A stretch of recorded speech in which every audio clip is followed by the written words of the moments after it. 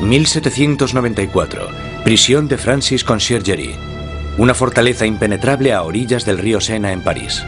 Un lugar frío, húmedo e infestado de ratas, conocido como la antecámara de la muerte. En su interior, la voz de una joven nación está a punto de ser acallada.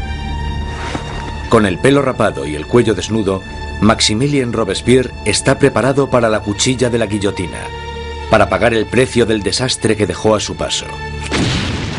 La explosión de acontecimientos que constituyeron la Revolución Francesa. La Revolución Francesa es un momento extraordinario en el que la gente empieza a creer que puede rehacer casi toda la sociedad. No solo pueden cambiar la política, las instituciones, sino que a través de la acción política pueden cambiar también la propia naturaleza humana. La Revolución Francesa realmente constituye una encrucijada para el mundo moderno, porque todo empieza a tomar una dirección diferente. Nacida en plena era de la Ilustración, la Revolución fue testigo de cómo la tierra feudal le daba la espalda a la tradición aristócrata y trazaba un nuevo camino para el futuro. Hará temblar los cimientos de Europa y su impacto afectará al mundo entero. La Revolución Francesa es el acontecimiento más importante de la historia occidental. Hay avances como la Revolución Industrial, el capitalismo, pero en lo que se refiere a acontecimientos no se me ocurre ninguno más importante. Fue la revolución que más alteró las cosas, si consideramos que se deshizo de la Iglesia Católica, de la cristiandad, de la nobleza, del rey, de todo aquello que es tan fundamental antes del nacimiento del mundo moderno. La Revolución Francesa dará de comer a los pobres, traerá la democracia a Francia y establecerá un nuevo orden en la sociedad. Pero el progreso tendrá un precio. Fue un momento de una extraordinaria esperanza y ambición, y de repente se convirtió en la tragedia más espantosa. Ahora Robespierre está destrozado y derrotado, pero hace solo 2 días se alzaba como el triunfador de la revolución más grande y sangrienta de toda Europa. Era tan fiel a sus ideales que le llamaban el incorruptible. Era tan poderoso que con la más mínima palabra podía sembrar el miedo en toda la ciudad. Robespierre era un excelente orador. Las palabras eran sus armas. Ahora, silenciadas por un disparo en la mandíbula, espera a que le llegue la misma muerte, rápida y brutal, que él impuso a muchos otros. La Revolución Francesa está a punto de probar su propia medicina.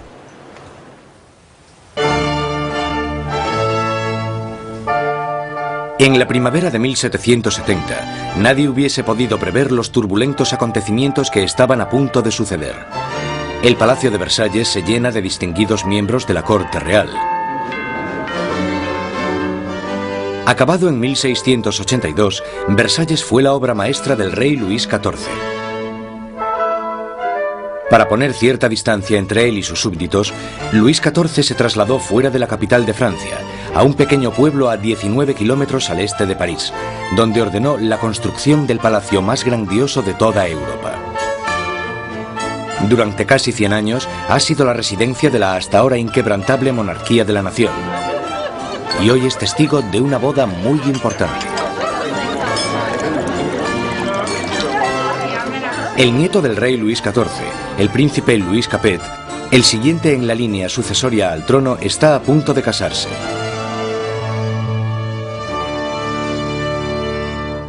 En su noche de bodas, con tan solo 15 años, Louis Capet es un chico tímido e indeciso, y posee pocas de las características propias de un futuro rey, y mucho menos de un marido. Luis era regordete, tímido, un quinceañero totalmente incompetente, con ningún tipo de distinción. La amante de Luis XVI, Madame Dubarry, le describía como un chico gordo y maleducado. Básicamente, era poca cosa. A Luis XVI le resultaba muy difícil tomar decisiones. Siempre la última persona con la que hablase podía hacerle cambiar de opinión. Estas no son las cualidades que tendría que tener un líder. El matrimonio de Luis es una unión política entre la familia real austríaca, los Habsburgos y su propia familia, los Borbones. La boda simboliza el fin de una antigua rivalidad y el principio del establecimiento de nuevos lazos regionales. La futura esposa llega a Francia, una inocente y guapa chiquilla de 14 años. María Antonieta. María Antonieta es archiduquesa de Austria. Es la hija pequeña de la emperatriz María Teresa. Llega a Francia como parte de un acuerdo matrimonial con el que se produce una alteración de las alianzas debido a que por primera vez en la historia Francia y Austria se convierten en aliados más que en enemigos. María Antonieta llega a Francia como un símbolo político, pero como a toda adolescente, no le interesan los asuntos políticos. María Antonieta llega a Versalles siendo muy joven. No sabía mucho del país en el que estaba, no conocía sus costumbres y a la corte. Era una niña fuerte, muy vivaz, pero seguía siendo una niña. Cuando María Antonieta llega a Versalles, es solo una adolescente de 14 años, rubia con los ojos azules. Es guapa. Le gusta que la gente la considere atractiva y llega con la intención de conquistar a su marido y a su nueva familia.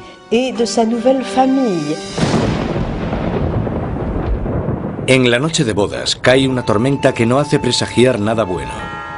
Pero en el interior, el esplendor de la ceremonia ilumina el palacio mientras los recién casados se dirigen a su habitación real. En una ceremonia que simbólicamente asegura la concepción de un heredero, los cortesanos del rey presencian el momento en que la joven pareja se mete en la cama de matrimonio por primera vez. La gente está encantada y se crean grandes expectativas. Pero una vez cerradas las cortinas, se ve claramente que no será tan fácil engendrar un heredero. Luis no solo no estaba interesado en gobernar, Luis tampoco lo estaba en amar. Y las primeras noches no le hizo mucho caso a su mujer, ni por extensión a su matrimonio. Pasarán años antes de que se produzca la consumación del matrimonio. La ausencia de un heredero pronto hará que surjan rumores en todo el país que continuarán persiguiendo a la pareja en los años venideros.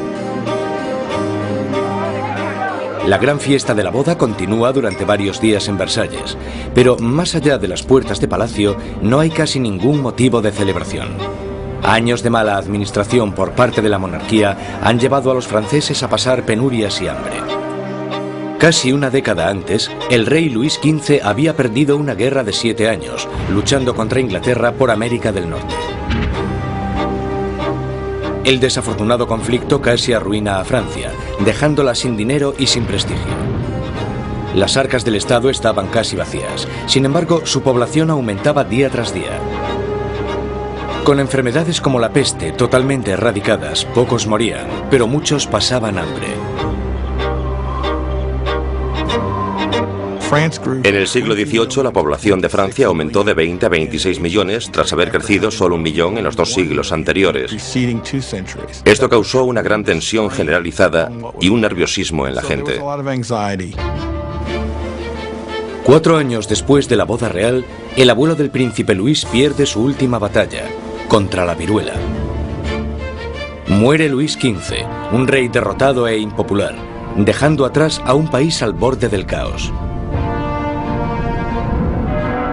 En una espléndida ceremonia, el joven príncipe Luis hereda el trono y es coronado como Luis XVI. A pesar de la grandeza de su coronación, Luis XVI es totalmente consciente de que no está en absoluto preparado para ejercer de rey. Cuando muere el abuelo de Luis XVI y queda claro quién heredará el trono, él les dice que no sabe qué tiene que hacer, que se siente como si el mundo se le hubiese caído encima. A pesar de haber tenido una educación enfocada a su futuro reinado, no se siente preparado. Con un reino en crisis, Luis XVI es el peor hombre para estar al mando. El rey de 20 años reza: protege, Señor, a aquellos que reinan demasiado jóvenes. Instalados en los aposentos reales de Versalles, Luis XVI y María Antonieta empiezan su nueva vida como jóvenes monarcas. Aunque solo a 19 kilómetros en París, está surgiendo una nueva era. Una era que entra en colisión directa con la monarquía en sí. Es la peligrosa nueva era de las ideas, la era de la Ilustración.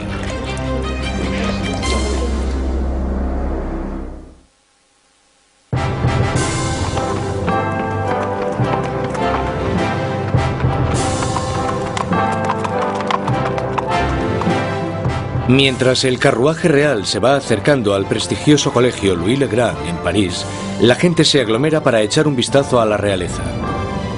Es el momento de darle la bienvenida a París al nuevo rey, Luis XVI, y a su joven esposa.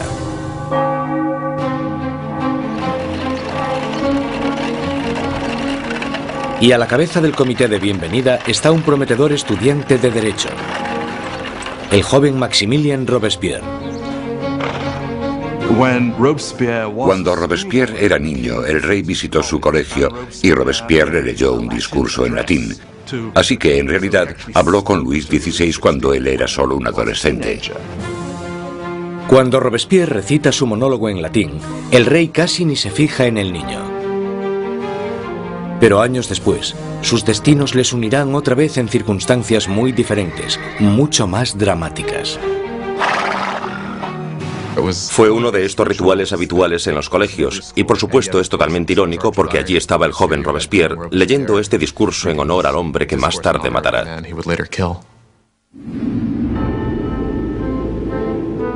Por ahora, su acogida es cariñosa y sus halagos sinceros. La visita de los monarcas puede que ganase los corazones de la gente, pero sus mentes se están inclinando cada vez más hacia una dirección totalmente diferente. Desde la Edad Media, la sociedad europea se había dividido en tres clases distintas, establecidas en el nacimiento. Había una gran división entre la riqueza de la nobleza y el clero y la pobreza de los campesinos. Entonces, en pleno siglo XVIII, la razón y la ciencia empiezan a cuestionar esta tradición. Envuelto por una corriente de innovación y nueva literatura, París es ahora el centro filosófico del mundo. La ciudad es invadida por nuevas corrientes de conocimiento, se abren nuevas posibilidades. Es la era de la Ilustración. La Ilustración es un movimiento que lo que dice es que desconfíes de la autoridad, que desconfíes de todo lo que te hayan contado antes y que pienses por ti mismo, que lo compruebes tú mismo. En la Europa del antiguo régimen te decían lo que tenías que pensar. El clero y los gobernantes te daban la información. La idea de que una persona con algo de dinero pudiese acceder a través de la alfabetización al conocimiento humano de manera libre era revolucionaria. Surge una nueva élite por todo París. Los aristócratas se reúnen para hablar sobre los escritores de la Ilustración y la floreciente edad de la razón. Voltaire, Rousseau. Nuevas voces se alzan a favor de la libertad, del control del propio destino y, sobre todo, de la igualdad.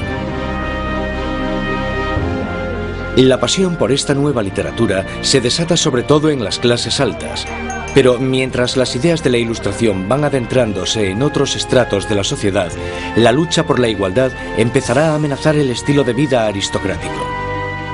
Es una amenaza porque acabarán cuestionándose por qué los aristócratas son los que tienen privilegios.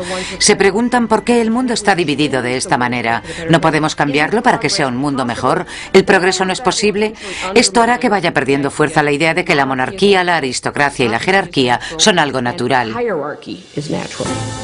Para ver aplicadas las ideas de la Ilustración, solo había que echar un vistazo al otro lado del Atlántico, donde los americanos luchaban por independizarse del antiguo enemigo de Francia, Inglaterra. El joven rey Luis quiere vengarse de las derrotas de su abuelo en la guerra y ve su oportunidad en la guerra de la independencia americana. Luis confía a la causa un total de 2.000 millones de libras, lo suficiente para alimentar y dar cobijo a 7 millones de ciudadanos franceses durante un año. La inversión marcará el inicio de un colapso económico en Francia. América lleva a Francia a la bancarrota porque para luchar en esta guerra, los franceses tienen que recaudar una enorme cantidad de dinero. Esto lleva a la monarquía francesa a endeudarse para poder luchar en la guerra de la independencia americana. Y es un elemento crucial en la situación financiera de la monarquía francesa. Mientras Luis XVI manda dinero y tropas al otro lado del Atlántico, María Antonieta se ocupa de generar sus propias deudas. La vida en Versalles es una interminable rutina de rituales arcaicos y formalismos. Hay ceremonias para cuando el rey y la reina se levantan, para cuando se visten, para cuando comen, para cuando se van a la cama. Para entretenerse en medio de la monotonía de estos rituales, María Antonieta preside extravagantes desfiles de moda. María estaba obsesionada con una moda ridícula, sobre todo con esos recogidos tipo torre de varios centímetros de altura y que llevaban horas y horas de elaboración y en los que metían todo tipo de ornamentos y frutas. A muchos les parecían una obscenidad. Acabaron representando todos los problemas de ella, de Versalles y a esa cultura. Aparte de esta moda extravagante, María Antonieta se entretiene con los cotilleos de la corte, haciendo apuestas y representando obras de teatro. Cuando empieza a acumular deudas, le ponen el nombre de Madame Déficit. A María le ponen el nombre de Madame Déficit, ya que el país está sumido en un caos económico, y ella sigue gastando en vestidos, joyas y zapatos como si nada. Ella era la Imelda Marcos de su época. De todas las deudas que tiene la reina, la más grande es la que tiene con su país. Un heredero a la corona. En los 7 años que llevan casados, Luis XVI y María Antonieta aún no han concebido un hijo. Ella se encuentra en una situación cada vez más humillante. El trabajo de la reina es darle un heredero varón al trono francés. Y en esa época la gente la criticaba y estaba desilusionada. Decían que el rey nunca se debería haber casado con esa archiduquesa austriaca, porque ahora ni siquiera podía darle un heredero al trono. María Antonieta se encuentra en una situación desesperada. El apetito de Luis por la comida es incuestionable, pero el sexual está claro que no entra dentro del menú. María Teresa, la madre de María Antonieta, se cuestionaba: si una mujer tan guapa como mi hija no puede hacerle funcionar, ¿qué es lo que pasa? Luis XVI y su joven esposa María Antonieta no fueron capaces de concebir un hijo durante 7 años, y esto deslucirá el principio de su reinado. De sobra era conocida su afición de cerrajero. Había un montón de canciones sobre Luis el cerrajero, al que le costaba encontrar el agujero donde meter la llave. El desinterés de Luis XVI por el sexo es visto como una falta de hombría. Después de años de frustración y depresión por parte de la corte, al rey se le diagnostica una enfermedad curable llamada fimosis. Luis tenía una deformidad que hacía que la excitación sexual fuese extremadamente dolorosa, y por tanto no hubo consumación del matrimonio hasta que una operación quirúrgica lo corrigió, pero le aterraba operarse y le llevó años decidirse a hacerlo. Y cuando al final se operó, voilà. Después de una simple operación, la pareja pudo tener su primer bebé, María Teresa. Pero no es fácil reparar el daño que se le ha hecho a la imagen de María Antonieta durante años. Desde principios de 1780, las calumnias habían circulado por todo el país, sátiras pornográficas del rey y de la reina, folletos obscenos que se reían de la impotencia de Luis XVI y retrataban a la reina como una ramera promiscua en una corte pervertida y decadente. Cuando la situación en el campo empeora, la opinión de la gente sobre la monarquía empieza a cambiar. Se producen muchas malas cosechas y la inflación aumenta el precio de la harina, llevando a la escasez de la parte esencial de la dieta francesa, el pan. Pero naturalmente estas privaciones acaban a las puertas de Versalles. Mientras los monarcas continúan viviendo en la extravagancia, las quejas se traspasan al papel. A la corte real se le acusa directamente. ¿Sabe por qué hay tanta gente necesitada? ¿Es acaso que su lujoso estilo de vida devora en un día lo que 1 millar de hombres necesitaría para subsistir? ¿Quién es el hombre que está detrás de estas acusaciones? El mismo joven que solo unos años antes felicitó al rey y a la reina por su coronación. Maximilien Robespierre. La gente pronto tendrá un portavoz que pedirá la libertad y la igualdad por la revolución.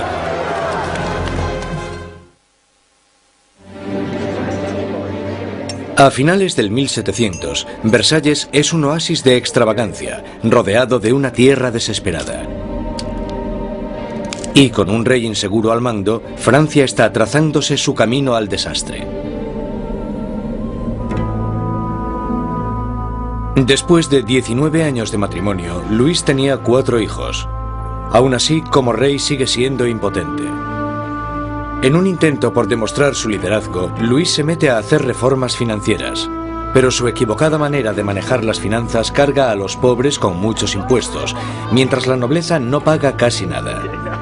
Con la economía por los suelos y la gente cada vez más inquieta, parece que incluso Dios está enfadado, golpeando a Francia con el invierno más frío de los últimos 90 años.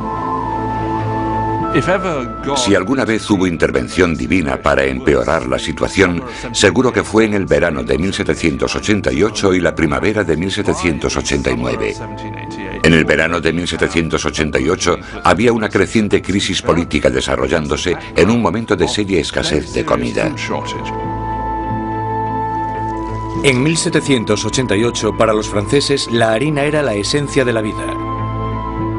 El pan, su medida de subsistencia. La mayoría de la gente en Francia comía casi 1 kilo de pan al día. El pan era esencial y su subida de precio la notó todo el mundo. Si el precio se doblaba, tenías problemas. Bajo la mala financiación de Luis XVI, el precio de la harina se disparó. Las escasas provisiones se estaban agotando y el precio de una rebanada de pan pronto igualó al sueldo de un mes. El hambre se convirtió en rabia. Surgen disturbios por toda Francia. Se atacan casas. Se roban panaderías. Y los panaderos, acusados de guardar pan, son linchados allí mismo.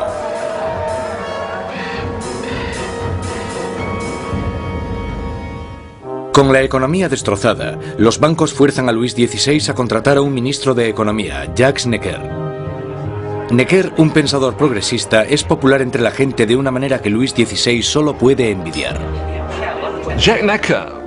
Durante la primavera del 89, Jacques Necker fue, sin lugar a dudas, el ministro más popular, porque saltó a la luz pública por sus escritos sobre el deber del gobierno de asegurarse de que haya pan y grano suficiente para todos. Con la nación en crisis fiscal, Necker insta a Luis XVI a convocar una reunión con el tradicional cuerpo representativo del reino, los Estados Generales. Es la primera vez en 175 años que se reúne a estos representantes. Políticamente, Francia estaba organizada en los llamados 3 estados.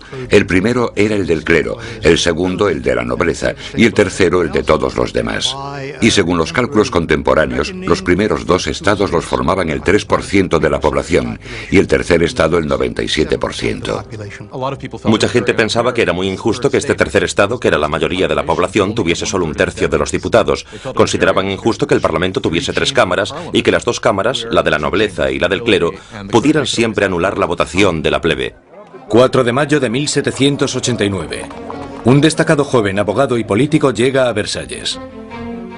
Maximilien Robespierre viene a presentarse ante los Estados Generales como diputado, para ser la voz que pida justicia para la gente que él representa, el tercer estado. Robespierre era un huérfano provinciano que había destacado académicamente con la obtención de una prestigiosa beca, convirtiéndose en un orador elocuente. Un mojigato en apariencia, pero con las ideas muy claras. Cuando volvió a su casa, al pequeño pueblo de Arras, las ideas de la Ilustración que había absorbido en los salones de París tuvieron a un poderoso defensor porque se convirtió en el abogado de los oprimidos de su pueblo natal. Cuando volvió a Arras y empezó a ejercer de abogado, leyó mucho sobre la Ilustración, y cuando Robespierre ejerció de abogado en Arras, intentó utilizar esas ideas en los casos que él estaba defendiendo. Robespierre y sus compañeros pedían que la nobleza y el clero pagasen sus impuestos. Pero Luis XVI se siente cada vez más amenazado por el creciente radicalismo del tercer estado. Entonces, el 20 de junio, después de 6 semanas de estancamiento, los diputados se dan cuenta de que están siendo silenciados. El 20 de junio, cuando los diputados llegan a la reunión y encuentran las puertas cerradas, sospechan de un complot. Van a la sala, que era lo que nosotros llamamos la sala de juego de pelota, pero que en realidad era un frontón, se reúnen y juran que no dejarán de reunirse hasta que tengan una nueva constitución. Los diputados deciden constituirse en una nueva Asamblea Nacional y ser los verdaderos representantes del pueblo de Francia. El juramento del juego de pelota es uno de estos grandes y simbólicos momentos de la historia de la Revolución Francesa. Tienes a todas estas personas reunidas en este gran espacio abierto que es la sala de juego, levantando sus brazos en una especie de saludo casi romano, y para esta Asamblea Nacional fue el momento en el que se dan cuenta de su poder y dignidad, y realmente vieron que podían derrocar al rey de Francia. La Asamblea Nacional nace de un revolucionario estado de rebeldía. Será una comunión de voces procedentes de todo el país, un cuerpo parlamentario representando la voluntad de la gente. Pero arrebatarle el poder al rey no será tan fácil como firmar una simple proclamación. Todas estas victorias iniciales que tuvieron lugar en Versalles son la mayoría victorias sobre el papel y ninguna se había llevado a cabo.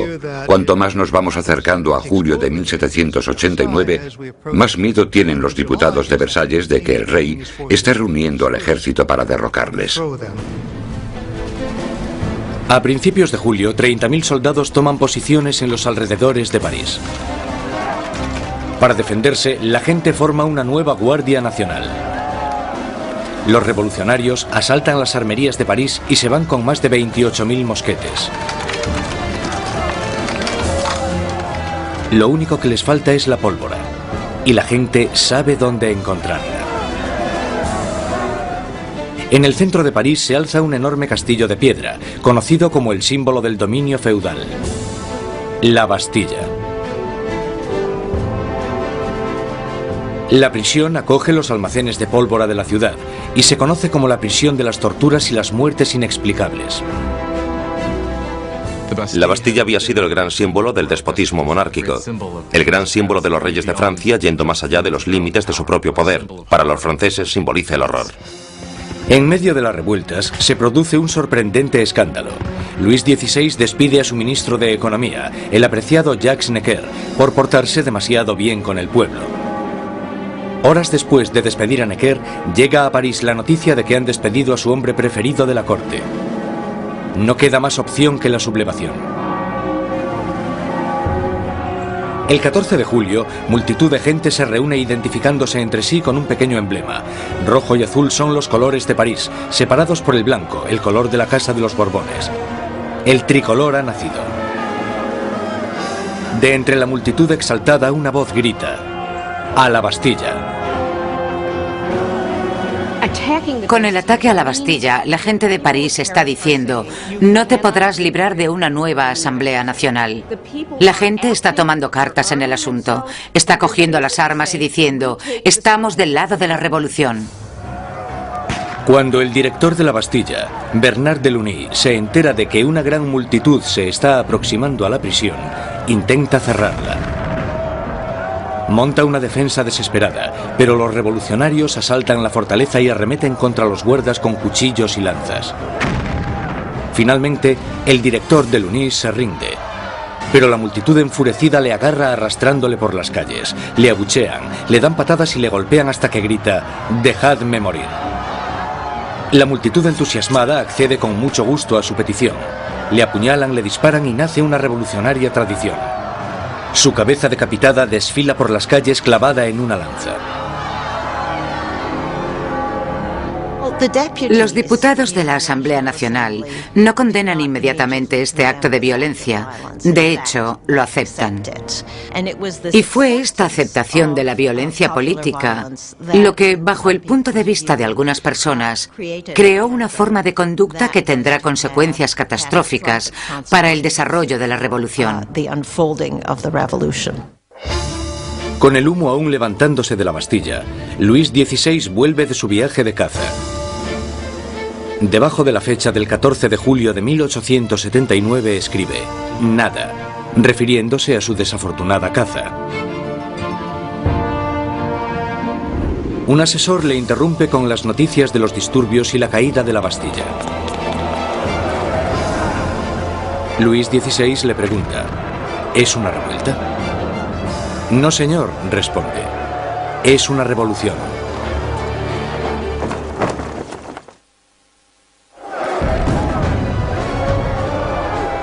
La victoria en la Bastilla desata el irrefrenable torrente de la revolución. La gente ha desafiado a su rey y ha ganado. No hay vuelta atrás. Como símbolo de la derrota del feudalismo, la gente, hombres, mujeres y niños atacan y destruyen la Bastilla con sus propias manos, ladrillo feudal a ladrillo feudal. Están empezando a desmantelar el pasado. Los franceses querían destrozar la Bastilla lo más rápido posible, pero no tenían la posibilidad de usar explosivos poderosos. Así que esto se hizo muy despacio, pero con un ímpetu tremendo. Se repartieron los ladrillos y se vendieron como símbolos de la demolición del despotismo. La energía en las calles da un nuevo ímpetu a la Asamblea Nacional. En pocos días se escribe una nueva constitución llamada la Declaración de los Derechos del Hombre y del Ciudadano. En este atrevido documento, las arcaicas distinciones de clases son abolidas y todos los hombres son considerados totalmente iguales. La Declaración de los Derechos del Hombre y del Ciudadano era una declaración promulgada por la Asamblea Nacional en la que se decía que la soberanía pertenecía al pueblo, a la nación. No se hace mención alguna al rey en todo este documento. Por tanto, con la presentación del mismo, la propia Asamblea estaba haciéndose con el poder. Con la nueva Asamblea Nacional como portavoz, los ciudadanos de Francia se dispusieron a cambiar toda la estructura de su sociedad. Exigían una monarquía constitucional, unos derechos iguales para todos los hombres y unas leyes razonables en las que basar la justicia. Para que se oyeran más las voces de la revolución, Robespierre exigió la libertad de prensa, que había sido censurada en el antiguo régimen.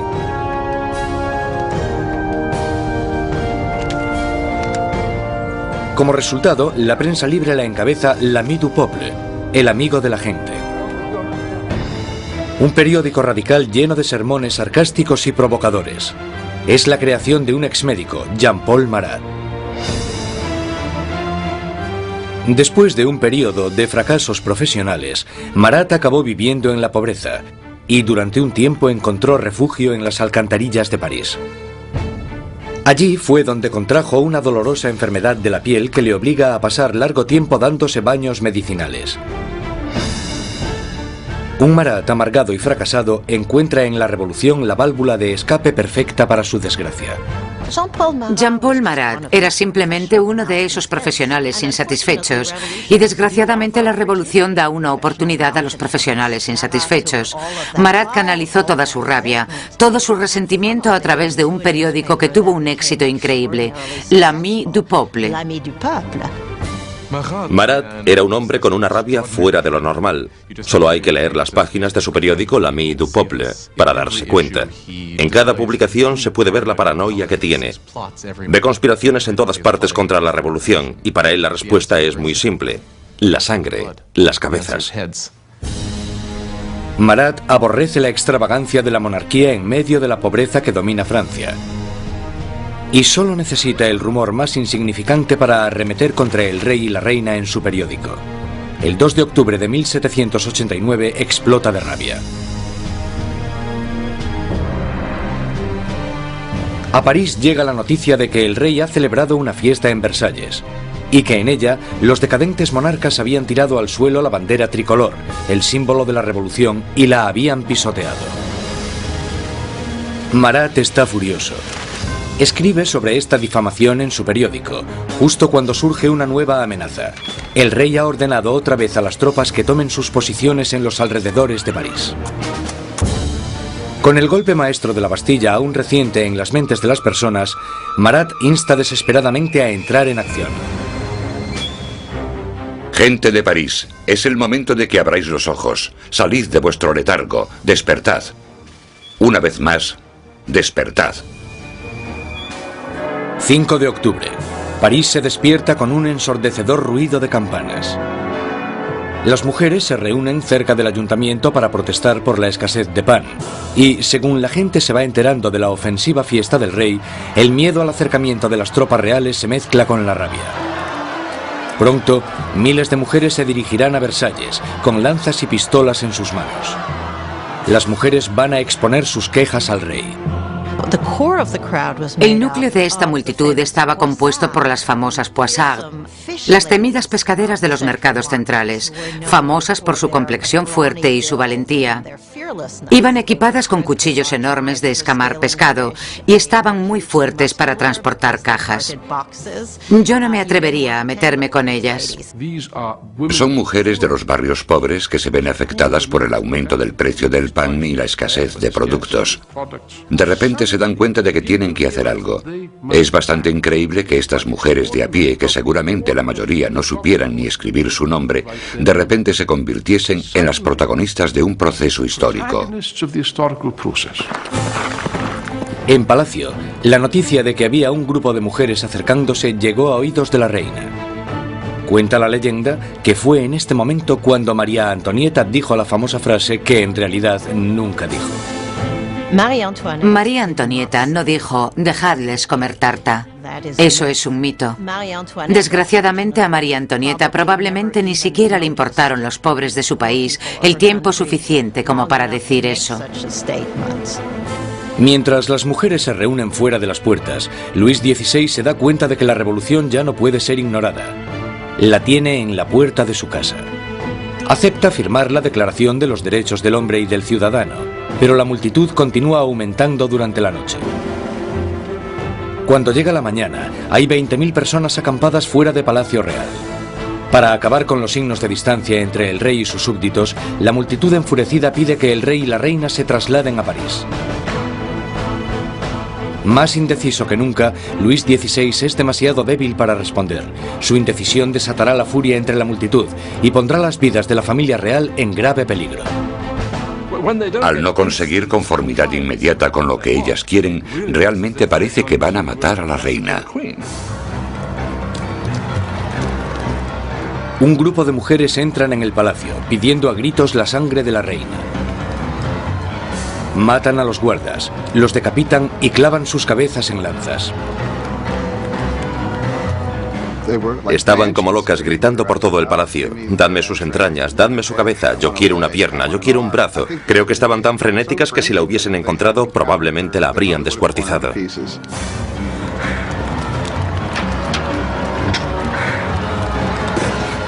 Temiendo por su vida, María escapa a los aposentos de Luis XVI solo unos minutos antes de que las mujeres entren en la habitación y hagan trizas su cama.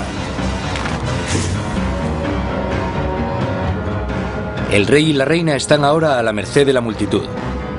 Y lo que la multitud quiere es un poco de atención por parte del rey. La única forma de que las mujeres se calmen es que la familia real acepte ir a París, porque creen que una vez que estén allí, entonces pueden obligarles a hacer lo que la gente de París quiera. 60.000 personas inician la marcha, llevándose de Versalles carros y carretas de harina de la despensa real. El carruaje real es escoltado todo el camino hasta París. El rey y la reina son obligados a ir a París con las cabezas de los guardas que habían sido masacrados en el castillo. Les habían cortado las cabezas. Es realmente un acto de violencia extrema. Las cabezas se reconstruyen con maquillaje y desfilan delante del carruaje del rey y la reina. El rey y la reina hacen del Palacio de las Tullerías su nuevo hogar.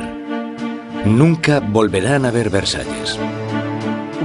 Una vez que la familia real se traslada a París, se convierten en prisioneros de París. Ellos lo saben y todos lo saben. Tienen grandes limitaciones de lo que pueden hacer. Son los prisioneros de la capital, de eso no hay duda. Abandonan Versalles y la asamblea se traslada a París. El poder está ahora en manos de la gente.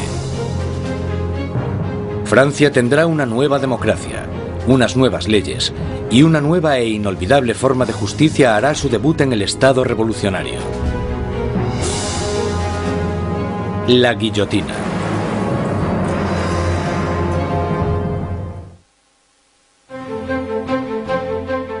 Mayo de 1791. Han pasado ya casi 2 años desde que la familia real y la Asamblea Nacional se trasladaron a París. Robespierre habla a menudo en la Asamblea y en el Club Jacobino, una sociedad que lleva el nombre de su sitio de reunión, un viejo monasterio jacobino. Ahora, las palabras son el núcleo de la revolución. Y Robespierre sigue con su moral inquebrantable. Su verdadero norte es siempre la gente. Pronto le apodarán el incorruptible. Francia es ahora una monarquía constitucional. El rey está obligado a compartir su poder con los revolucionarios en la Asamblea. Pero parece que su ración de poder se va haciendo cada vez más pequeña, y es obligado a firmar ley tras ley, disminuyendo su propio poder y el del otro régimen feudal, la Iglesia Católica. Luis decide que ha llegado el momento de escaparse de los confines de la nueva república y montar una campaña para reclamar su reinado. En 1791, Luis XVI decide que necesita volver a obtener el control de su país. Y sabe que solo puede hacer eso con la ayuda de un ejército extranjero. Así que su idea es dejar el Palacio de las Tullerías y avanzar hacia la frontera más cercana. 21 de junio de 1791. El rey y la reina se disfrazan de criados y, protegidos por la oscuridad, se escapan de París. Inician una carrera hacia la libertad. Pasada la medianoche, llegan al pequeño pueblo de Varennes, 160 kilómetros al este de París. Están cerca de la frontera con Austria. La salvación solo a unos pocos kilómetros de distancia, pero su intento de fuga no irá más allá.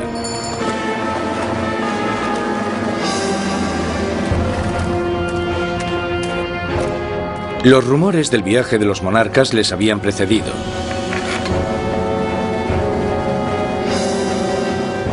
Un oficial del pueblo para el carruaje y les pide los pasaportes.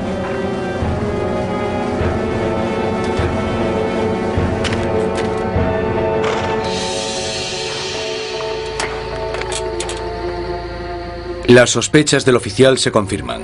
Es la firma del rey. El hombre está impresionado, pero los guardias revolucionarios de cerca de allí no se sienten nada intimidados por esto. Él espera todo el tiempo que la gente le reconozca y que se produzca una rebelión a su favor, y para su horror y sorpresa, no se alegran de verle. Ven que está intentando escapar y lo que pasa es que le arrestan y se lo llevan de vuelta. La idea de que el monarca había intentado abandonar a su pueblo era psicológicamente catastrófica. El acontecimiento realmente rompió el lazo que unía a Luis XVI con sus súbditos. Ahora no solo tenían un rey superficial, sino que tenían un rey que obviamente también era un traidor.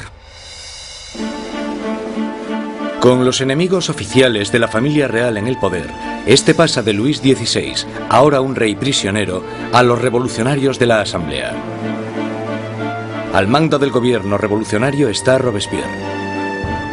Él brilla en lo alto del podio, dictando órdenes de todo tipo. Exige el sufragio universal y el fin de la esclavitud en las Antillas francesas. Pide incluso con más pasión la erradicación de la pena de muerte. En la nueva era de la Ilustración, Robespierre quiere deshacerse de todos los restos del pasado medieval. Europa ha heredado un macabro repertorio de métodos de ejecución de la Alta Edad Media. Muertes crueles y tortuosas, a base de arrastrar, descuartizar, colgar, ahorcar y quemar en la hoguera. Bajo el antiguo régimen había toda una colección de truculentos castigos.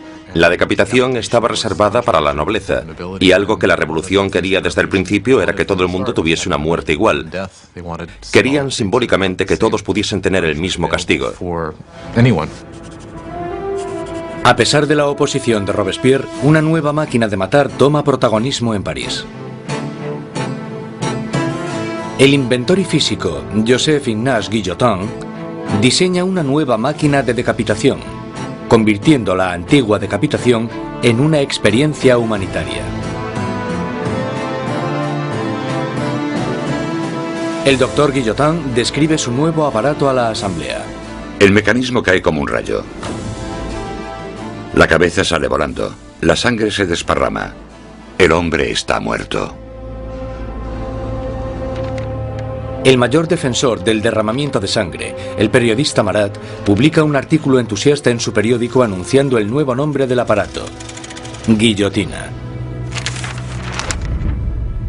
Pronto se conocerá con otro nombre: la cuchilla nacional. Los revolucionarios franceses creían en los valores humanos. Creían que no se debía causar un sufrimiento innecesario. Y lo que les gusta de la guillotina es que es rápida y eficiente. Y parece ser que, a pesar de que nadie haya regresado para contarlo, es indolora. La guillotina silenciará a los enemigos internos de la revolución, a cualquiera que sea sospechoso de planear el regreso del rey al trono. Pero son los enemigos de alrededor de Francia los que más preocupan a la Asamblea. Hay un miedo creciente de que los miembros de la familia real que huyeron a Austria inicien una contrarrevolución armada. La Asamblea exige un ataque preventivo, una declaración de guerra a Austria. Robespierre está en contra. Robespierre es una de las pocas personas que se opone a la guerra, porque piensa que los enemigos ganarán. Robespierre teme que el país no esté preparado porque no tiene un ejército capaz de derrotar al enemigo, y por tanto el enemigo llegará y destruirá la revolución. Robespierre no consigue convencerlos. En abril de 1792, la Asamblea declara la guerra a Austria, el país gobernado por la propia familia de María Antonieta. Surge un sentimiento nacionalista. Si Austria derrota al ejército revolucionario, Luis XVI sin duda reclamará su trono. Y se sospecha que María Antonieta está ayudando al enemigo mediante el envío de cartas a sus familiares en Austria, en las que se les pasa los movimientos de las tropas francesas para que obtengan ventaja. Todo esto mientras el rey y la reina simulan su apoyo a la revolución.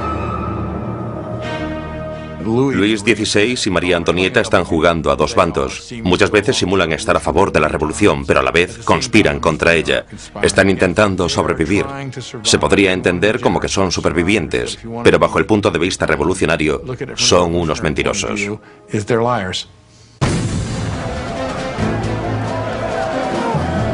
Con el ejército francés sufriendo grandes pérdidas en la frontera, llega la noticia de que en París, el aliado de Austria, Prusia, se ha unido a la invasión.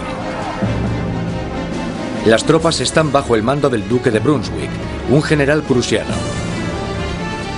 La tensión invade las calles de París.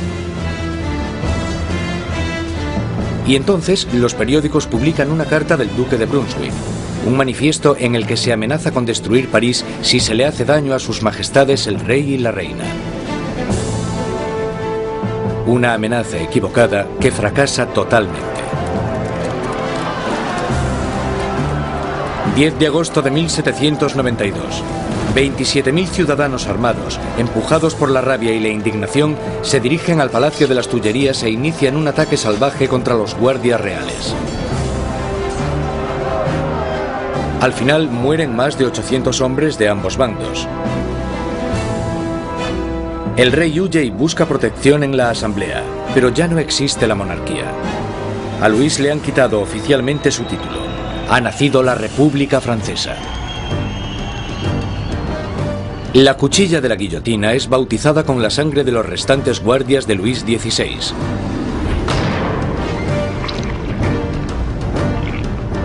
Y Robespierre, en su día un incondicional opositor de la pena de muerte, ha cambiado de opinión. El nacimiento de una nueva república solo puede iniciarse con la muerte de un rey. El nuevo y espeluznante aparato del doctor Guillotin se cierne sobre París como una advertencia: el castigo por desobedecer la ley y el orden. Recientemente bautizado con la sangre de los guardias del rey, pronto terminará también con la vida del rey. En agosto de 1792, con el rey destronado y la familia real metida en prisión, Robespierre y sus jacobinos están sumidos en una lucha por el control del gobierno nacional contra los girondinos, los moderados de la Asamblea. Pero en las calles de París hay un nuevo movimiento político. Como símbolo de su rechazo a la tradición aristocrática, los ciudadanos de a pie se niegan a llevar los calzones o culottes de los aristócratas. Se hacen llamar los sans-culottes, los sin calzones. Los sans-culottes se consideran los verdaderos representantes del pueblo francés, no eran de los más pobres. Solían ser artistas y tenderos bastante bien avenidos, gente de ese estilo, pero al menos trabajaban con sus propias manos. No ponerse los calzones, los culottes, para ellos simbolizaba sencillamente que no eran aristócratas, que eran gente normal. Los sans-culottes toman el control del gobierno de la ciudad de París, mientras que los jacobinos y los girondinos incitan al país a no apoyar a la Asamblea Nacional, ahora llamada la Convención.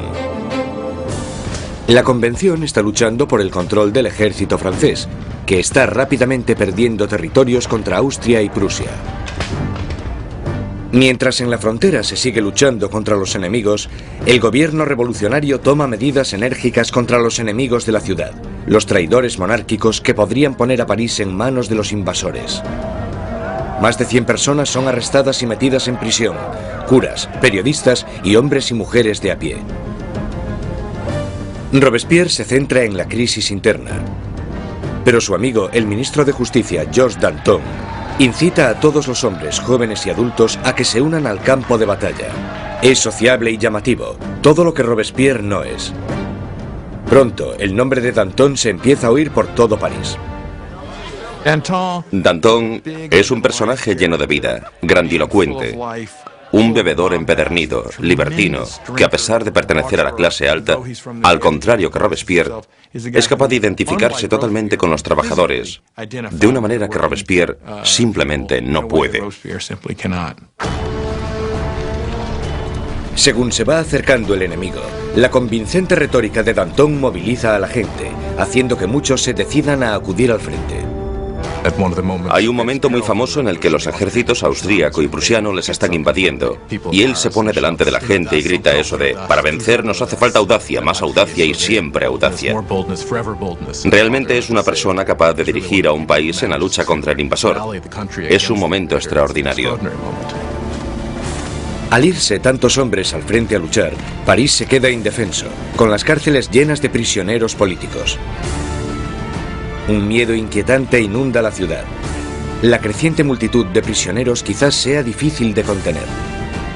Marat lanza a los ciudadanos revolucionarios una propuesta sangrienta: bajar a las prisiones y matar a todos los que estén dentro. Los ejércitos extranjeros estaban acercándose a París. Si llegan a entrar en contacto en París con los enemigos de la revolución en las prisiones, entonces esto hubiera dado lugar a algo terrible desde el punto de vista de la gente. En la primera semana de septiembre llegan malas noticias del frente.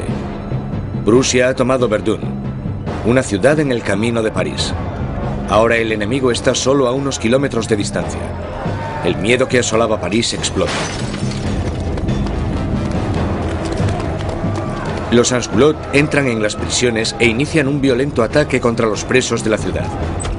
No dejarán vivo a ningún traidor.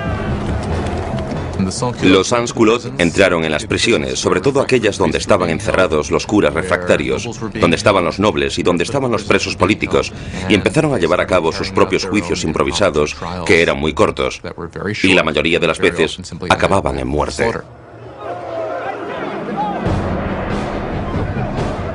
Las mujeres son violadas o mutiladas, los curas son destripados, los aristócratas descuartizados.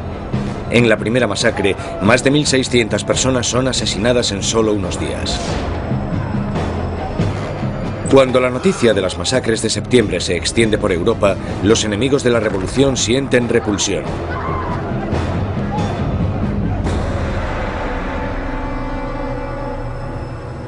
Al otro lado del Canal de la Mancha, el London Times publica su repugna. ¿Son estos los derechos de los hombres? ¿Es esta la libertad de la naturaleza humana?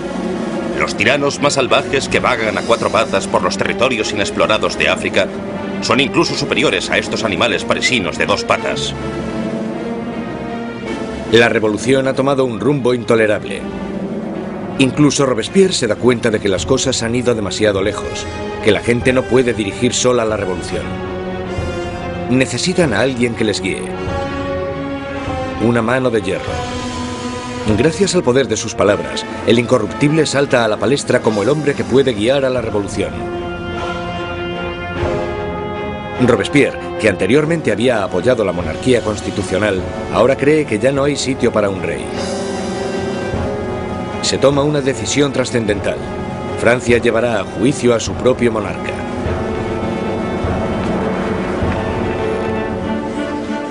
Con el veredicto reducido a una mera conclusión, el único debate sobre la mesa es la condena. Los moderados, los girondinos, piden que no se acabe con su vida, y esto les deja a un lado de la convención. A los girondinos se les planteaba una cuestión importante en lo que se refiere al rey, porque aunque ellos estaban convencidos de querer una república, no estaban tan seguros de que fuera necesario matar al rey. Los jacobinos, que querían la sangre del rey, superaban en número a los girondinos. ¿Por qué los jacobinos querían matar al rey? Yo creo que porque, como muy bien dijo Robespierre, para que la revolución pueda vivir hay que matar al rey. Si está bien que haya un rey, entonces algo va mal en la revolución. En todos los sistemas que existen, solo hay un castigo para la traición, y esa es la muerte.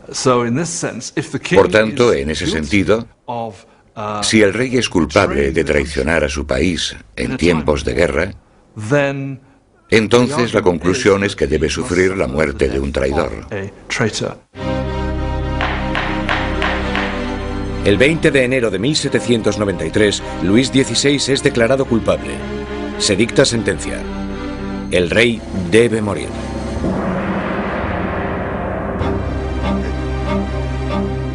Esa noche se reúne durante un rato con su familia. Él está calmado y entre los llantos de sus familiares les promete que volverá a la mañana siguiente para despedirse definitivamente. Pero no lo hace. No puede soportar la angustia de su familia y debe guardar fuerzas para afrontar la guillotina.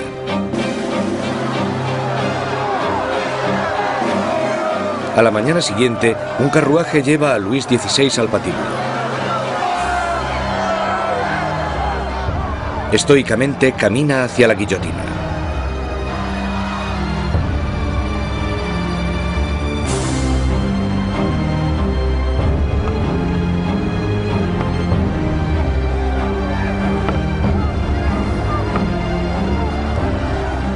Intenta dar un discurso.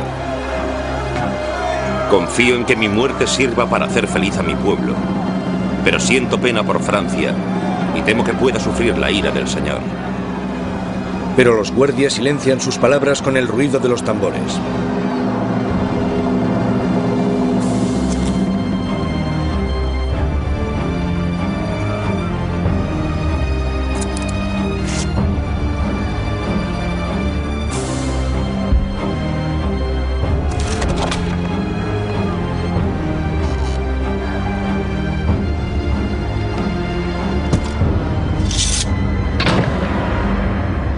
A las 10:22 de la mañana se acaba con la vida del hombre que fue rey de Francia.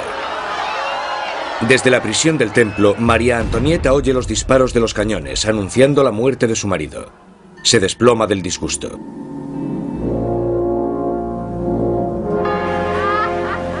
La sangre del rey es derramada.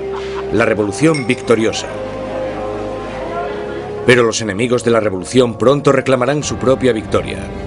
¿Su objetivo? El hombre que está pidiendo que rueden tantas cabezas. Jean-Paul Marat.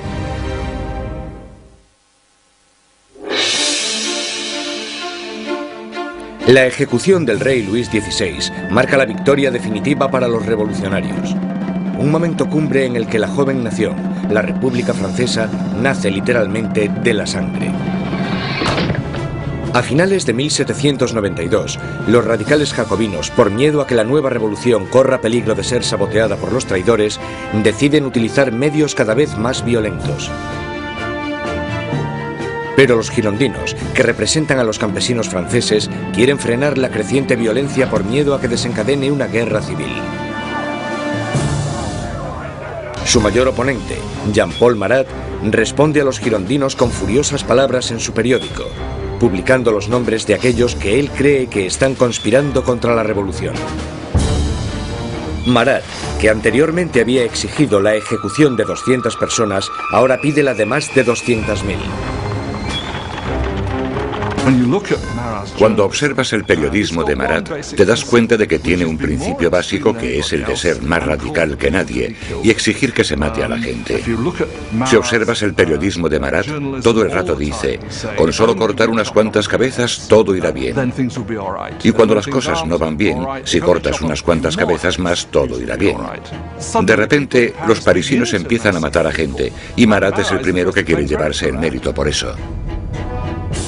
Pero el movimiento radical no ha llegado a todas partes.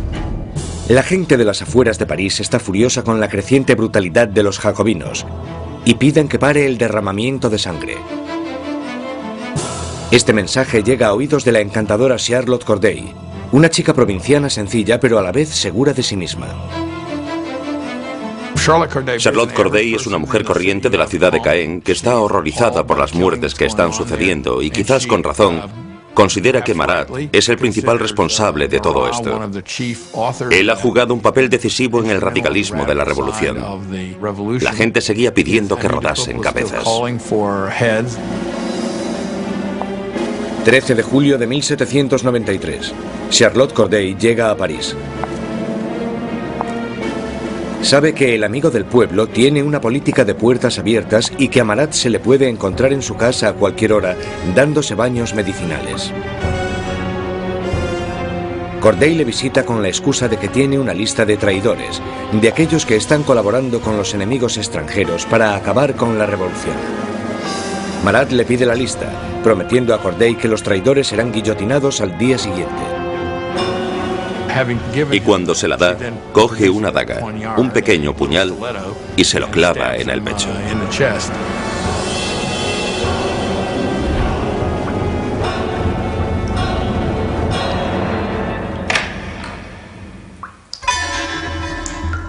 El llamado amigo del pueblo muere en el acto. La furiosa voz de su periódico es silenciada.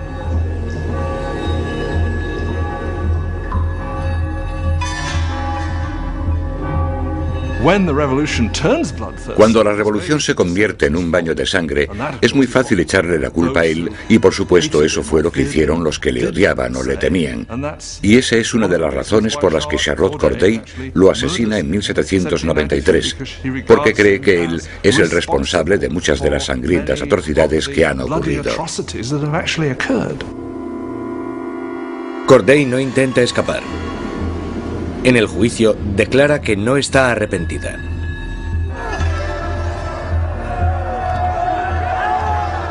¿Qué esperaba conseguir asesinando a Marat? La paz. Ahora que está muerto, volverá la paz a mi país.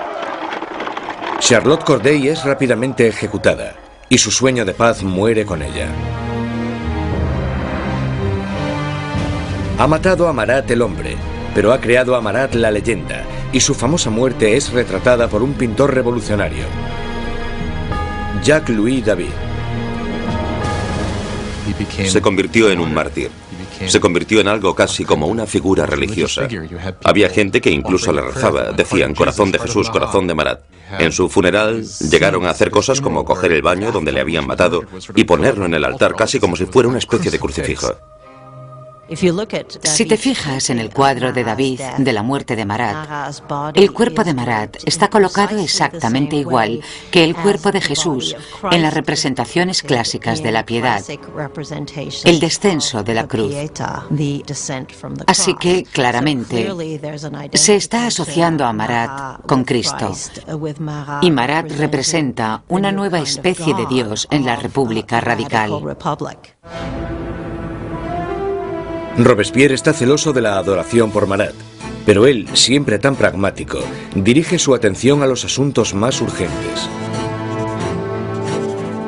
Porque aunque Marat haya muerto, sigue habiendo otros que quieren que se derrame sangre. Sangre real. La Conciergerie, la oscura antecámara de la muerte. 8 meses después de la ejecución de su marido y apenas unos días después de la ejecución de Charlotte Corday, encierran aquí a María Antonieta en una horrible celda totalmente sola.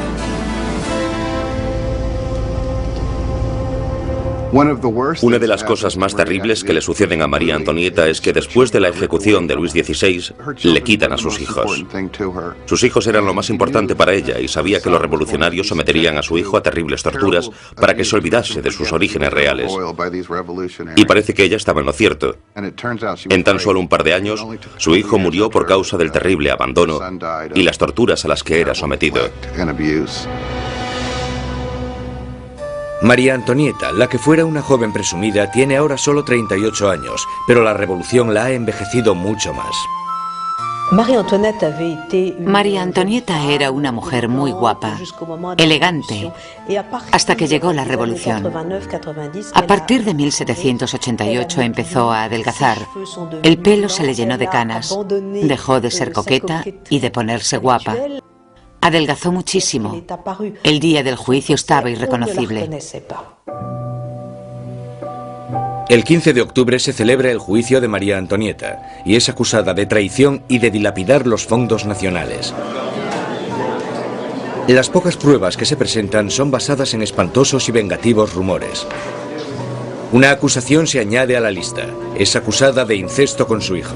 Ante esta acusación, María Antonieta se alza para defenderse. Apelo a la conciencia y a los sentimientos de todas las madres presentes para saber si hay alguna de vosotras que no se estremezca ante la idea de semejante horror. Y en ese momento hubo un cambio de tercio porque todas las mujeres se sintieron culpables y se dieron cuenta de que habían llegado demasiado lejos con esas acusaciones. María Antonieta tiene esperanzas de que, en un momento de compasión pública, la deporten a Austria, pero sus esperanzas se echan por tierra cuando se entrega la sentencia. Correrá el mismo destino que su marido. María Antonieta estaba en cierto sentido condenada desde el principio.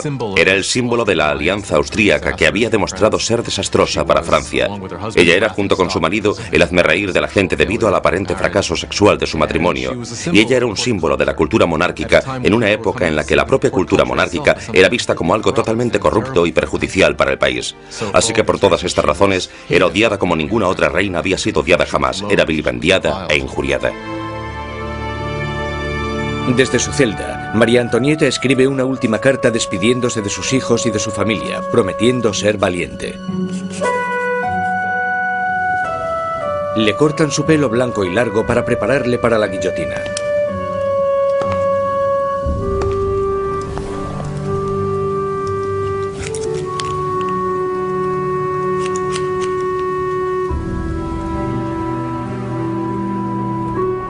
Le atan las manos con firmeza.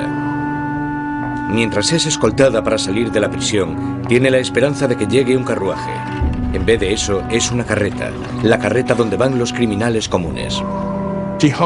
Ella esperaba que cuando la llevasen al patíbulo recibiría el mismo tratamiento que recibió el rey, lo que suponía subir en un carruaje cerrado para que la multitud no pudiese llegar hasta ella. Pero la pusieron en una carreta abierta y la gente le gritaba todo tipo de cosas horribles, terribles amenazas. Apenas la sombra de la soberana que fue, María Antonieta mantiene su dignidad de reina mientras desfila por las calles de París.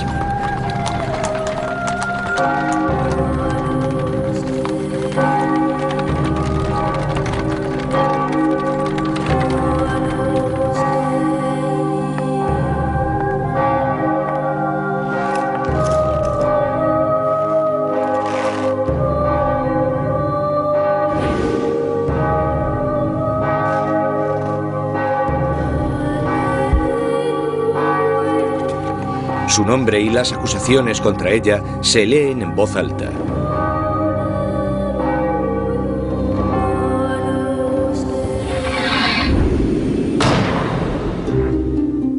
La última reina de Francia ha muerto. Varios días después, tras incontables ejecuciones, un miembro de la Convención Nacional comenta lo absurdas que son estas masacres, y sus aliados, uno detrás de otro, son guillotinados. Él dijo, la revolución es como Saturno, devora a sus propios hijos. Danton le contesta, las revoluciones, amigo mío, no son un camino de rosas. El derramamiento de sangre solo acaba de empezar.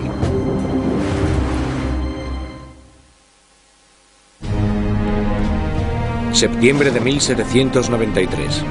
4 años de revolución y Francia está siendo totalmente destrozada. En las provincias se producen violentas insurrecciones. Y en la guerra contra Europa están perdiendo a muchos hombres. Tras sufrir una terrible derrota, los británicos toman la ciudad costera de Toulon.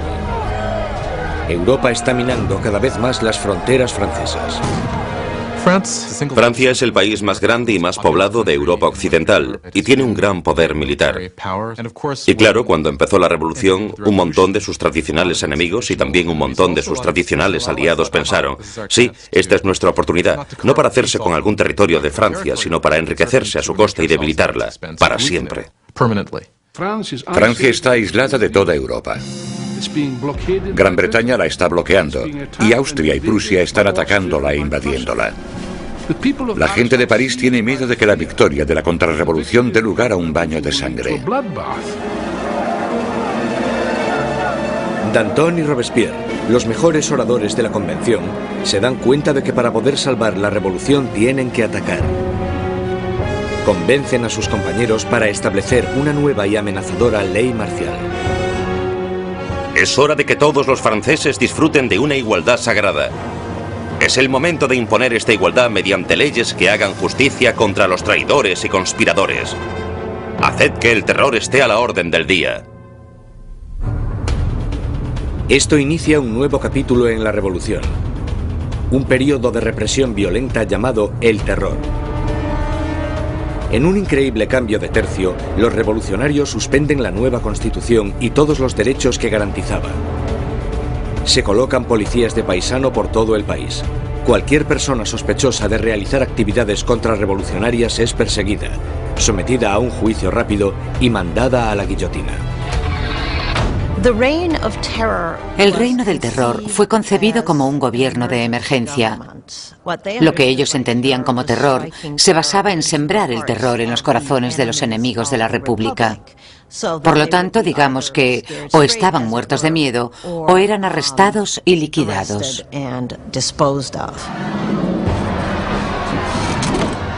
La más mínima sospecha podía mandar a cualquiera al patíbulo.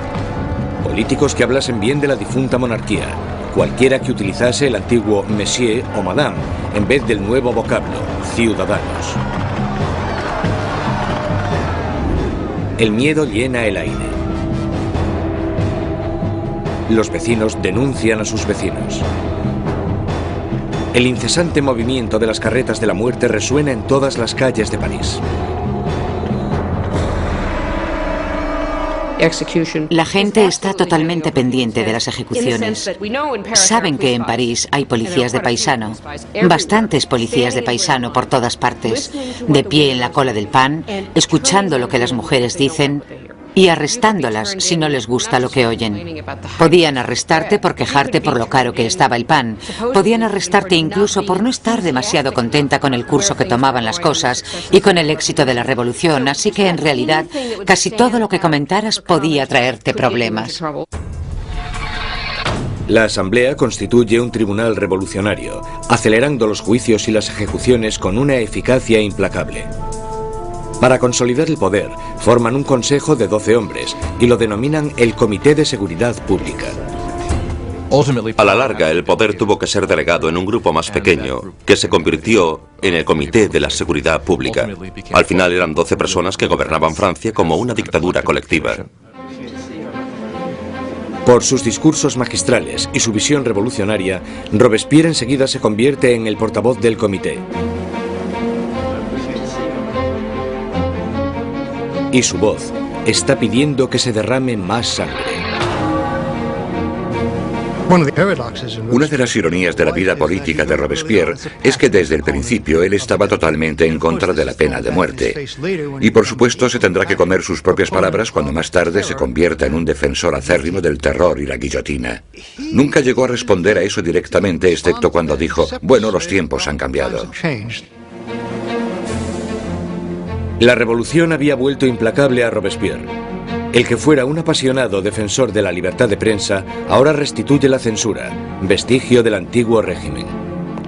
La iglesia ya está siendo atacada y él se queda de brazos cruzados mientras uno de los revolucionarios más radicales, Jacques-René Hebert, hace una nueva propuesta: la descristianización. En plena crisis de la guerra y en plena rebelión interna, la gente empieza a decir que la culpa de todo la tienen los curas, la religión. Y que lo que tenemos que hacer, si queremos salvarnos de los enemigos de la revolución, es destrozar el poder de la Iglesia Católica. La superstición, el fanatismo, eso es de lo que trata la religión y por tanto lo que tenemos que hacer es erradicar todo eso. Las calles que llevaban la palabra San son cambiadas de nombre. Los iconos religiosos son destrozados y reemplazados por tributos al nuevo santo, Marat. La iglesia parecía simplemente ser el enemigo de los revolucionarios radicales. A las iglesias y las catedrales les arrancan los altares, rompen las vidrieras, rompen las estatuas, simplemente destrozaron toda la riqueza de la iglesia. Por supuesto, a los europeos esto les chocó, incluso más que la muerte del rey. Ni siquiera salvaron el calendario cristiano. Los años ya no son numerados a partir del nacimiento de Cristo, sino a partir de septiembre de 1792, el año del derrocamiento de la monarquía. Ahora es el año 1. A los meses se les da un nuevo nombre según las estaciones. Julio se convierte en Termidor, abril en Floreal. Los meses duran 3 semanas, cada una de 10 días de duración. El calendario revolucionario seguramente fue diseñado como una especie de arma contra el cristianismo, contra la creencia cristiana. Por supuesto, al tener una semana de 10 días, la gente ya no sabría cuándo era domingo. Eso era lo que esperaban. El terror se extiende por toda Francia. Se condenan las insurrecciones con una sanguinaria e implacable crueldad. En la ciudad de Lyon, donde los contrarrevolucionarios están ganando terreno, el Comité de Seguridad Pública sienta un ejemplo brutal. Cientos de rebeldes son atados, llevados a campos y acribillados en masa.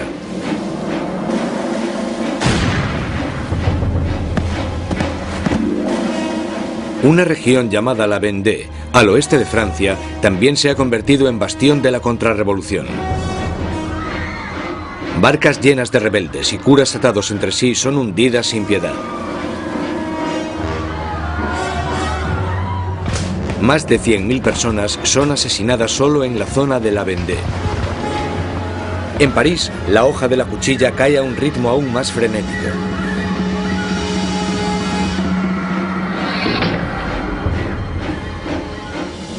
Pero los ejércitos franceses están finalmente obteniendo victorias en la frontera. Bajo el mando de un magnífico joven comandante llamado Napoleón Bonaparte, el ejército francés obliga a la Marina británica a realizar una humillante retirada en Toulon. La revolución está en su punto álgido. Robespierre está en su momento de más poder. Ha acabado con los enemigos de la revolución y ha asegurado su éxito sembrando el terror. Durante un tiempo, el terror fue un mecanismo muy efectivo para conseguir la unión del país, la unión del gobierno, y para luchar en lo que fue, después de todo, una guerra en varios frentes, en el frente este, en el frente norte, contra enemigos externos. Una guerra civil en la zona de la Vendée, que fue la más sangrienta de todas, y también una guerra civil contra los girondinos y otros revolucionarios en contra del gobierno. El terror había alcanzado sus objetivos, pero no se para ahí, y no parará hasta que destruya al hombre que lo sembró. Maximilien Robespierre.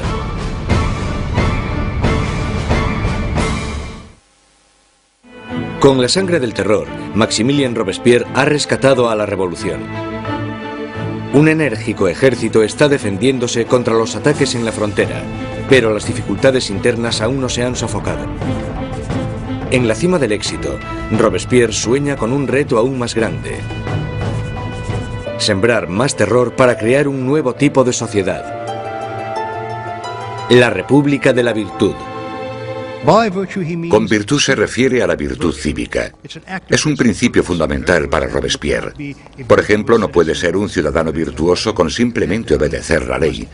Debes de estar activamente involucrado en el trabajo del Estado, y eso incluye acabar con los enemigos del Estado. El 5 de febrero de 1794, Robespierre da un discurso destacando su filosofía.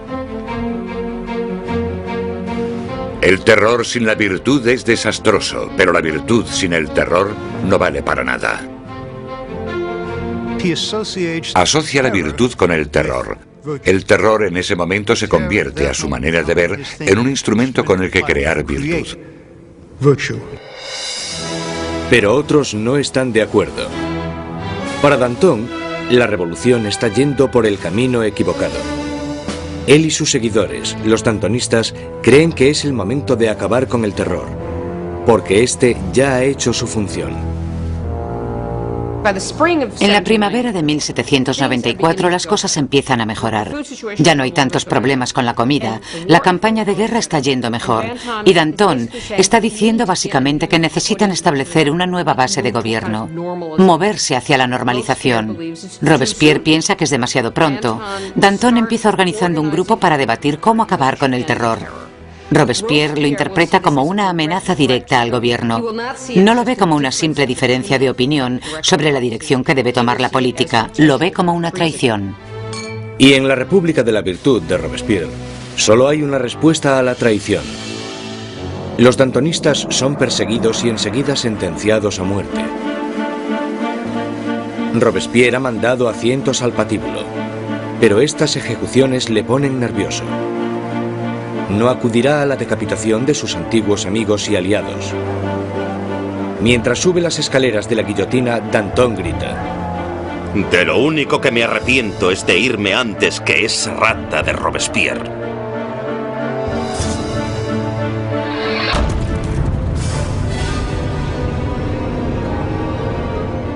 Con los dantonistas fuera de su camino, Robespierre inicia en Francia un período aún más sangriento y terrorífico.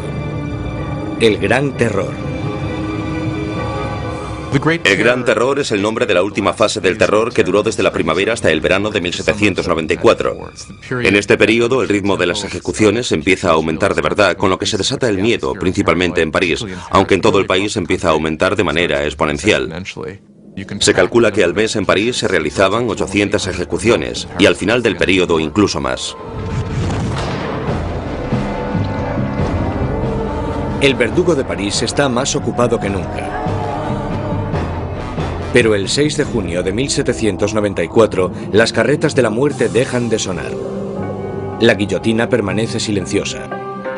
Robespierre ha declarado un nuevo día de fiesta religiosa, el Festival del Ser Supremo.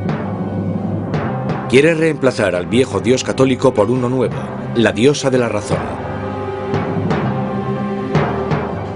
Dicen que Robespierre nunca apoyó las políticas ateas. Él pensaba que la gente necesitaba creer en una divinidad, y ayudó a introducir este culto que se llamaba el culto al Ser Supremo.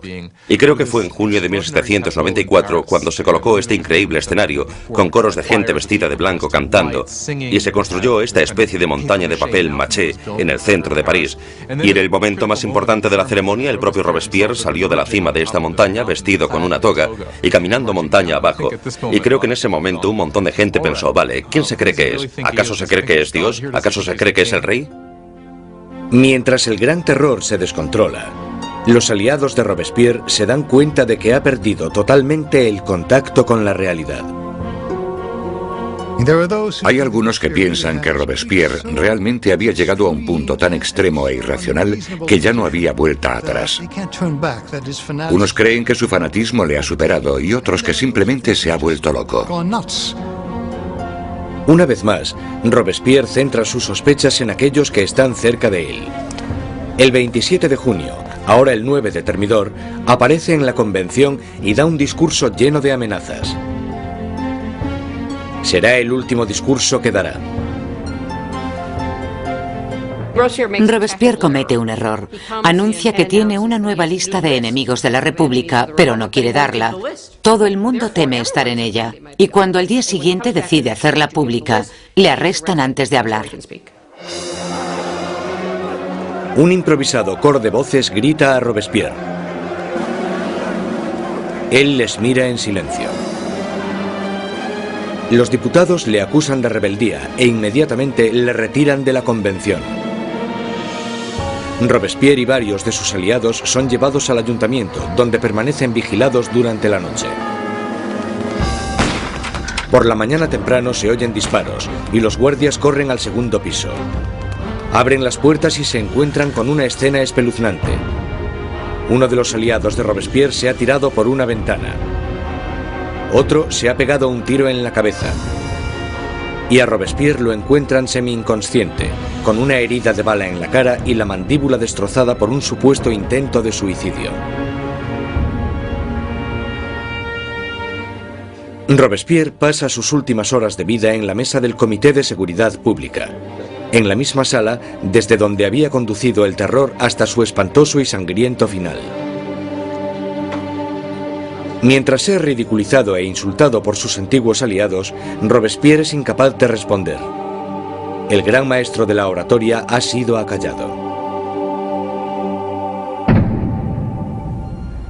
En la Conciergerie, donde la última reina de Francia le había precedido, Robespierre se prepara para la hoja de la cuchilla nacional. Su compañero de celda, el revolucionario Saint-Just, le señala un dibujo de los derechos de los hombres y el ciudadano, y declara: por lo menos hicimos eso. Robespierre encabezó la revolución y cambió la estructura de Francia. Estableció un nuevo orden de sociedad e instauró un sistema sangriento y tiránico para asegurarse el éxito. Pero estaba destinado a ser una de las últimas víctimas de este sistema. Resulta que la gente quiere realmente acabar con el terror, pero nadie sabe cómo hacerlo. Lo único que puede acabar con el terror, y parece que en eso todos están de acuerdo, es la caída de Robespierre.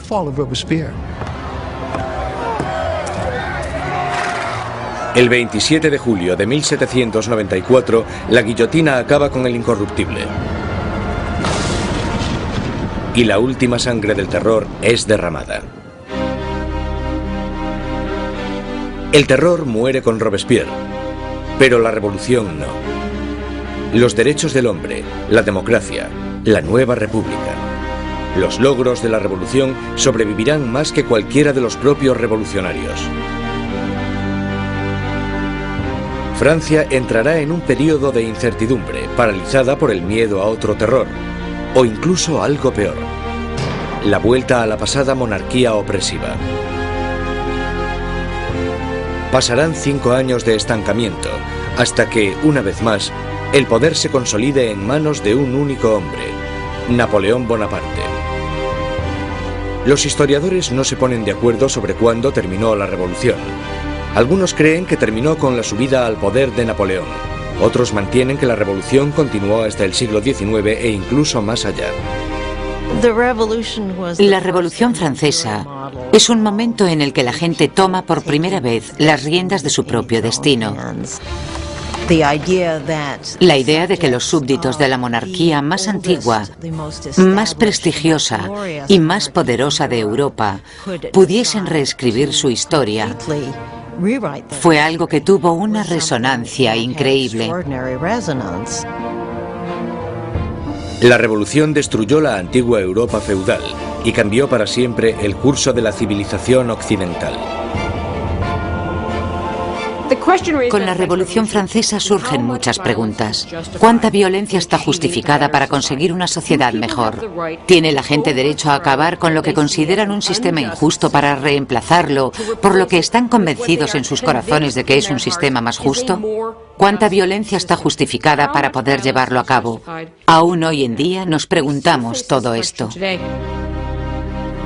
Cuando Robespierre y sus aliados estaban ocupados conduciendo a su país hacia el futuro, muchos de ellos se debieron haber preguntado cuál sería el resultado final. Más de 200 años después del nacimiento de la República Francesa, el fantasma de Robespierre está aún presente en las revoluciones. Desde Rusia hasta Vietnam, desde China a América Latina. Los experimentos franceses con la democracia han inspirado los modelos de todo el mundo. Sea donde sea que haya una tiranía, el grito pidiendo justicia perdurará para siempre. Libertad, igualdad, fraternidad. Por la revolución.